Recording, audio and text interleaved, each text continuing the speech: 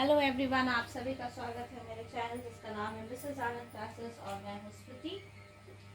तो last class हमने start किया था म्यूनिसिपैलिटीज़, हमने पार्ट 1 कंप्लीट कर दिया था और आज हम लोग पार्ट 2 और फाइनल पार्ट करने जा रहे हैं।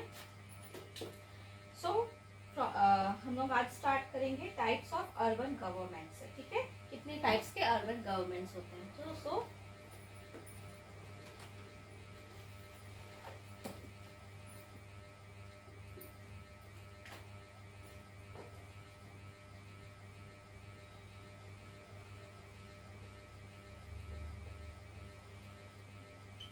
आज हम लोग स्टार्ट करेंगे types of urban government. Okay,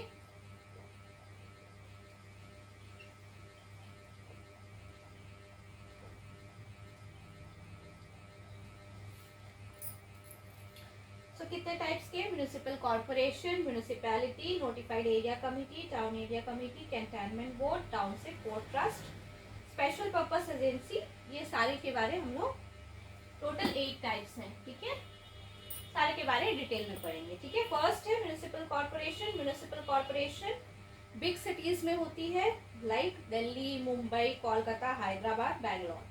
ठीक है, म्यूनिसिपल कॉर्पोरेशन में 3 ऑथोरिटीज होती है, council, standing committees and the commissioner. Council क्या होती है? लेजिस्लेटिव विंग्स है।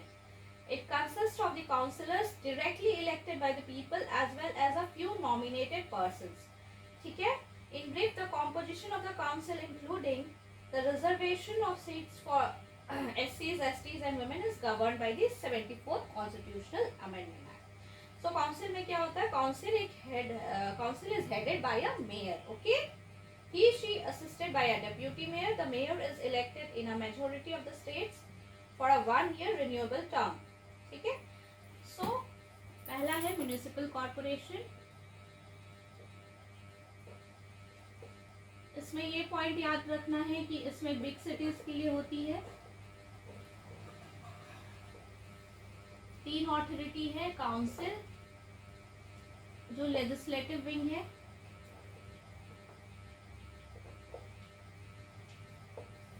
सेकेंड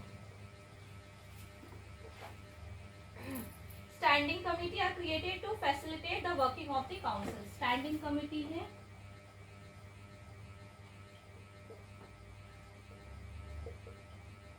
इसमें जो होते हैं इलेक्टेड प्लस नॉमिनेटेड होते हैं। ठीक है,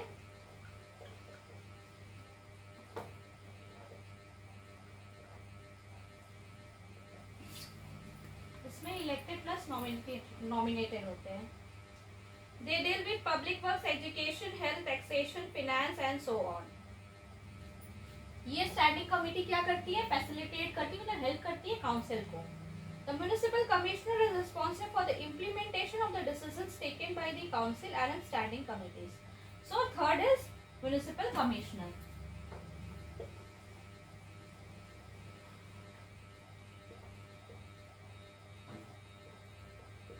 ये क्या करती है? एग्जीक्यूटिव पार्ट करती है, एग्जीक्यूट करती है। ओके, जो भी डिसीजंस लिए जाते हैं by the council and the standing committees, ये एग्जीक्यूट करती है। सेकेंड इज म्यूनिसिपैलिटीज, ये स्मॉलर सिटीज के लिए होते हैं। ठीक है, इसमें क्या क्या होता है? इसमें भी सेम होता है, काउंसिल होता है, स्टैंडिंग कमिटीज होती है, chief executive officer. Municipal commissioner की जगह क्या होता है? Chief executive officer in case of municipality. किसके केस में? म्यूनिसिपैलिटी के केस में। सेकेंड जो हेडिंग होगा वो आपका म्यूनिसिपैलिटी होगा। ठीक है, इसमें सेम होता है, काउंसिल भी होता है, स्टैंडिंग कमेटी। थर्ड जो होता है वो होता है chief executive officer. Okay,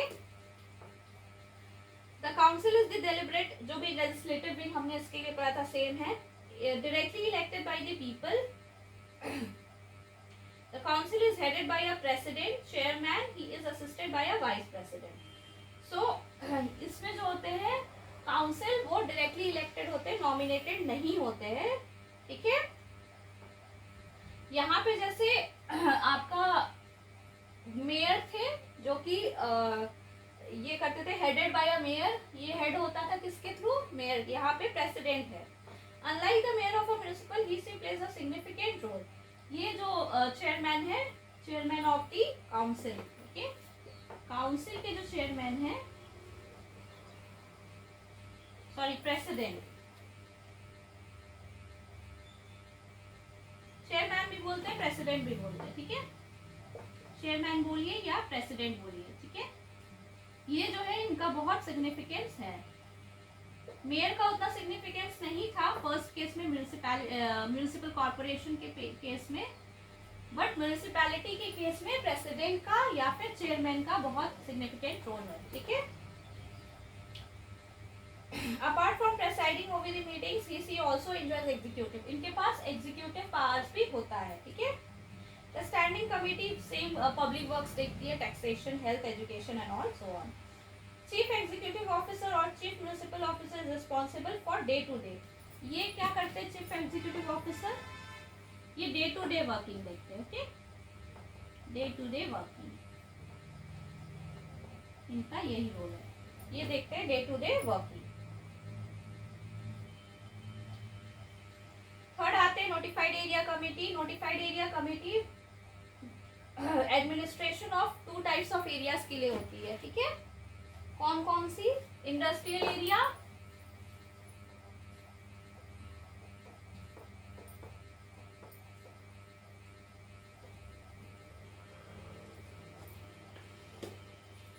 industrialization of fast developing town due to industrialization, and a town which do not yet fulfill all the conditions necessary for the constitution of a municipality. So since it is established by a notification in the government gazette, it is called notified area committee. Its power are almost equivalent to that of a municipality, but unlike the municipality, it is entirely a nominated body. So third है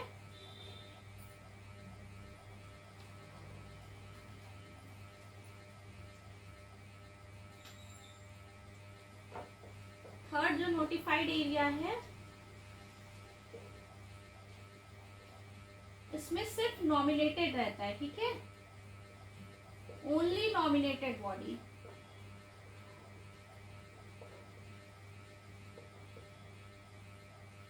okay, no elected body.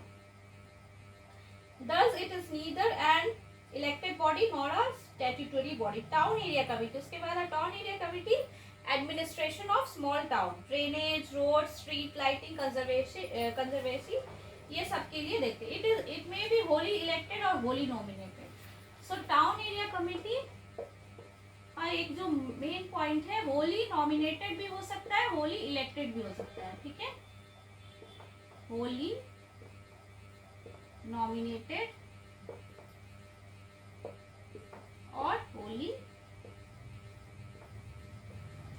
elected, ठीक है। अब हम लोग आते हैं fifth, cantonment board. A cantonment board is established for municipal administration for civilian population in the cantonment area. So cantonment area क्या होता है? Delimited area where the military forces रहते हैं, ठीक है, कैंटोनमेंट एरिया। ये कैंटोनमेंट बोर्ड वहां पे होता है मिलिट्री एरिया में, सिंपल वर्ड्स में, okay. Unlike the above 4 types of urban local bodies which are created and administered by the state government, a cantonment board is created as well as administered by the central government. So ये totally central government के under होता है, okay, ये important point है cantonment board का। At present there are 62 cantonment boards. The Cantonments Act of 2006 was enacted to constitute and amend the law relating to the administration of cantonments with a view to impart greater democratization, ठीक है। A cantonment board consists of partly elected and partly nominated. So इसमें क्या होता है? partly elected भी रहते हैं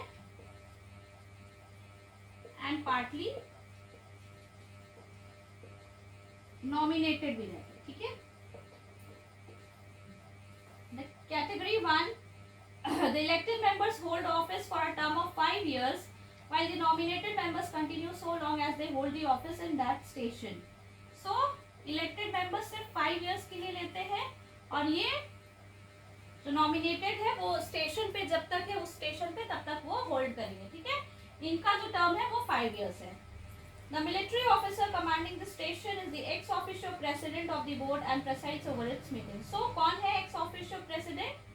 the military officer, वो स्टेशन के जो मिलिट्री ऑफिसर कमांड कर रहे हैं वो प्रेसिडेंट है। Category 1 cantonment board consist of the following members, military officer जो मैंने अभी बताया commanding the station, an executive engineer, health officer, first class magistrate, 3 military officers, 8 members elected by the people of the cantonment, chief elected executive officer of the cantonment board. The functions performed by a cantonment are similar to those of a municipality. Okay. The sources of income includes both tax, revenue and non-tax. The executive officer of the cantonment board is appointed by the president of India. So जो executive officer है, the chief executive officer जो है वो president nominate करता है, ठीक है? She implements all the resolution decisions of the board. अब आते हैं 6th में हम लोग township. This type of urban government is established by a large public enterprise to provide civic amenities. ठीक है, township क्या होता है? कोई इंडस्ट्री है या फिर कोई पब्लिक एंटरप्राइज है तो वो अपने स्टाफ के लिए एक टाउनशिप एरिया रखते हैं, ठीक है, उसको टाउनशिप बोलते हैं। सिविक एमिनिटीज या फिर रहने का सब कुछ वर्कर्स के लिए वो वहीं पे रहते हैं, ठीक है। Township form of government has no elected members, it is an extension of the bureaucratic structure of the enterprise. So जो टाउनशिप है हमारा 6th टाउनशिप, उसमें नो इलेक्टेड मेंबर्स होते हैं, ठीक है, ये एंटरप्राइज के थ्रू फॉर्म किया जाता है। ओके। 7th है port trust. Port trust established in the port areas, very common, very easy, Mumbai, Kolkata, Chennai, ये सब जगह पे होते हैं। For 2 purposes, to manage and protect the port and to provide civic amenities. The port trust is created by an act of parliament and consists of both elected and nominated members. ठीक है। 7th है port trust, both elected and nominated members रहते हैं। Okay.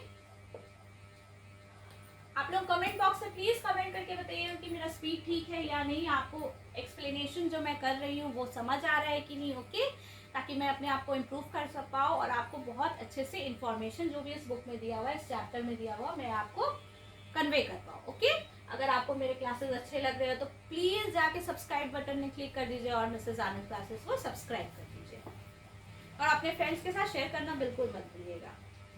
So last is special purpose agency. In addition to these 7 area-based urban bodies or multi-purpose agency, the states have set up certain agencies to undertake some of the functions. Okay.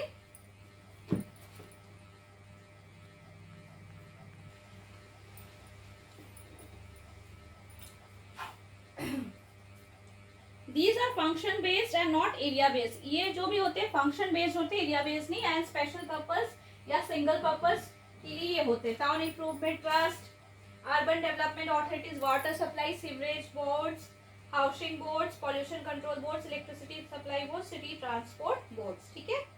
These functional bodies are established as statutory bodies by an act of state legislature or at departments by an executive. So next topic is municipal personnel. Okay, there are 3 types of municipal systems in India. The personnel working in the urban governments may belong to any one or of the 3 types. Separate personal system, under this system 3 types के personal system है, ठीक है।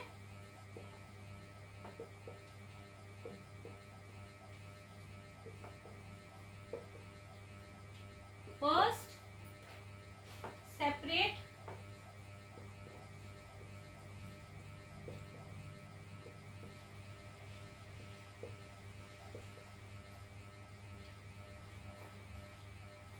each local body appoints, administers and controls its own personnel. They are not transferable to other local bodies. ठीक है, इसका मतलब ये separate है, किसी पे ट्रांसफर नहीं होंगी। Unified personnel system, in this system the state government appoints, administers and controls. In other words state wise services are created for all urban bodies. ये ट्रांसफरेबल इन नेचर होता है, ठीक है, local bodies in this state. This system कहाँ कहाँ prevalent है? Andhra Pradesh, Tamil Nadu, Uttar Pradesh. Integrated personnel system, Under this system, the personnel of the state government and those of the local bodies form part of the same service. In other words, the municipal personnel are the members of the state services. So जो third part है integrated personnel system, इसमें क्या है, जो भी member होते हैं state services के वो म्यूनिसिपल पर्सनल भी है. They are transferable not only between local bodies but also between local bodies and departments of state government. सिर्फ ये जो ट्रांसफरेबल सिर्फ लोकल बॉडीज के बीच में नहीं होंगे, local bodies and state governments दोनों के बीच में. Thus there is no distinction between local civil service and state civil service, state civil service. So local और state में कोई differentiate नहीं है. ये कहाँ का है, Orissa, Bihar, Karnataka. The various national level institution providing training. कौन कौन से national level institution जो training provide करते हैं? All India Institute of Local Self Government, Mumbai. Center for Urban and Environmental Studies, New Delhi. Regional Center for Urban and Environmental Studies, Kolkata, Lucknow, Hyderabad. National Institute of Urban Affairs, and the last one is Human Settlement Management Institute. So revenue कहाँ से आता है? 5 sources of revenue. This is an important topic कि हम लोग को जानना जरूरी है कि जो म्यूनिसिपल रेवेन्यू है वो कहाँ से आता है. ठीक है,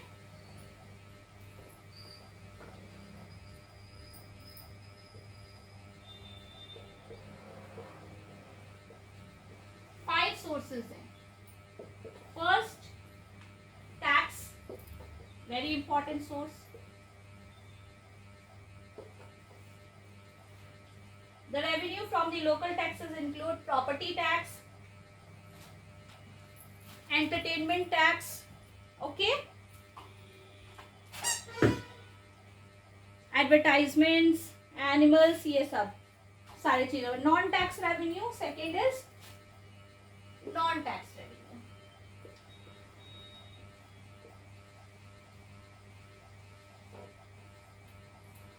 नॉन टैक्स में this source include rent on municipal properties, fees and fines. The user charges include water charges, sanitation, grants from the central and state government. Okay. Fourth is devolution. This consists of the transfer of funds from the urban local bodies to the urban local bodies from the state government. तो state government से जो मिलते हैं. Fifth, loans. जो भी urban local body है वो loans ले सकते हैं. ठीक है. Central Council of Local Government. The Central Council of Local Government was set up in 1954. It was constituted under Article 263 of the Constitution of India by an order of the President of India. Originally, it was known as the Central Council of Local Self-Government. However, the term self-government was found to be superfluous and was replaced by the government. The council is an advisory body. जो ये council है Central Council, Article 263. Fifth वाला कौन सा था? Loans. जो central council है वो एक एडवाइजरी बॉडी है. ठीक है. आर्टिकल 263 में by an order of the president of India से ये बना है. It consist of the minister for housing and urban affairs. The union minister acts as the chairman of the council. So इसका chairman कौन है? Union minister.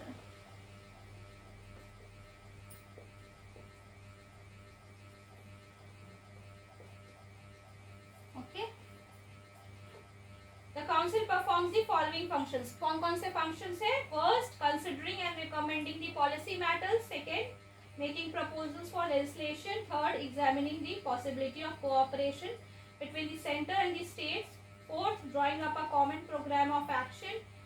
Fifth, recommending central financial assistance. And the sixth is reviewing the work done by the local bodies with the central financial assistance. So इसी के साथ ये chapter finish होता है. Hope so आपको ये चैप्टर समझ में आया हो. ये भी एक बहुत इंपॉर्टेंट चैप्टर है. इसमें से भी हम लोग MCQ सॉल्व करेंगे. मैं शॉर्ट वीडियोस या रील्स, आप जो भी बोल सकते हो, शॉर्ट वीडियोस बना के मैं पोस्ट करते रहूँगी हर दिन for the next 3 to 4 days, ताकि इस चैप्टर पे भी जितने भी MCQs है जो PYQ है UPSC में आ चुके हैं उसको हम लोग सॉल्व करेंगे। तो ये जो चैप्टर हमने पढ़ा है उसकी क्लैरिटी हमें हो जाएगी।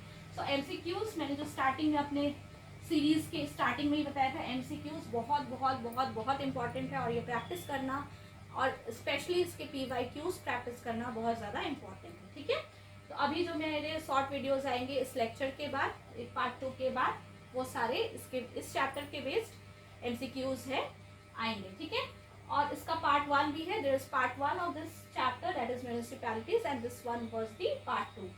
सो इसी के साथ ये चैप्टर एंड होता है। अगर आपको मेरा वीडियोस अच्छा लगा हो तो आप प्लीज़ शेयर कीजिए अपने फ्रेंड्स के साथ और सब्सक्राइब कीजिए मिसेस आनंद क्लासेस को।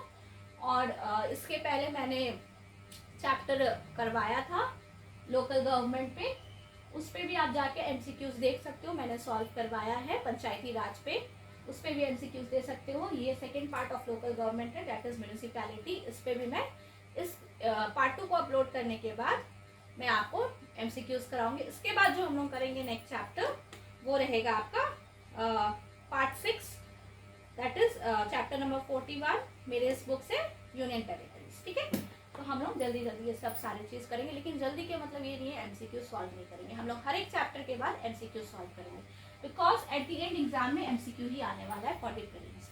सो सॉल्व करना बहुत बहुत बहुत इंपॉर्टेंट है। सो आपका टाइम वेस्ट नहीं करते, have a very very good day and enjoy my video and enjoy your day. Thank you.